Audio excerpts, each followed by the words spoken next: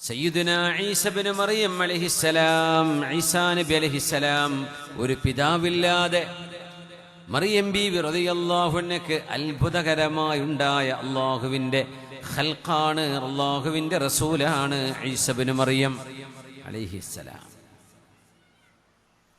തൊട്ടിൽ കിടന്നപ്പോൾ സംസാരിച്ചു. സൂറത്ത് മറിയമിൽ അത് പറയുന്നുണ്ട്. വജഅലനി മുബാറകൻ ഐനമാ കുൻത്, ഞാൻ എവിടെയാണെങ്കിലും അല്ലാഹു എന്നെ ബറക്കത്തുള്ളവനായിട്ടാണ് പടച്ചിട്ടുള്ളത്. ഈസ നബി എവിടെയുണ്ടോ അവിടൊക്കെ ബറക്കത്തുണ്ടാകും. എന്നിട്ട് പറഞ്ഞു ഔസാനി ബിസ്സലാത്തി വസ്സകാത്തി മാ ദുംതു ഹയ്യാ, ജീവിച്ചിരിക്കുന്ന കാലമത്രയും നിസ്കാരവും സകാത്തും നിർവഹിക്കണമെന്ന് എന്നോട് അല്ലാഹു കൽപ്പിച്ചിരിക്കുകയാണ്. അത് കഴിഞ്ഞിട്ട് കാര്യം പറഞ്ഞു, വബർറം ബിവാലിദതി,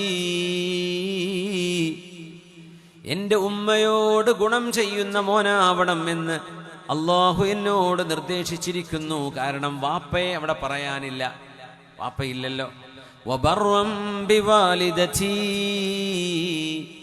എൻ്റെ ഉമ്മാക്ക് നന്മ ചെയ്യുന്ന മോനാവണമെന്ന് ഈസ അലൈഹിസ്സലാമിനോട് അല്ലാഹു നിർദ്ദേശിച്ചു.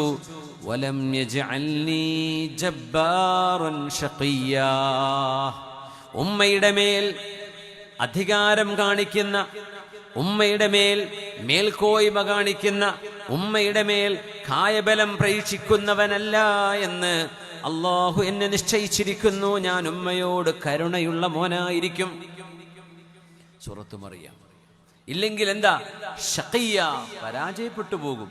പരാജയപ്പെട്ടവനോ അഹങ്കാരിയോ അല്ലാതെ മാതാവിനോട് കരുണ ചെയ്യുന്നവനായിട്ടാണ് ഞാൻ നിയുക്തനാകുന്നത്. ഈസ നബി അലൈഹിസ്സലാം തൊട്ടിലിൽ കിടന്നു പറഞ്ഞ വാക്കുകളാണിത്. എത്ര മനോഹരമാണ്.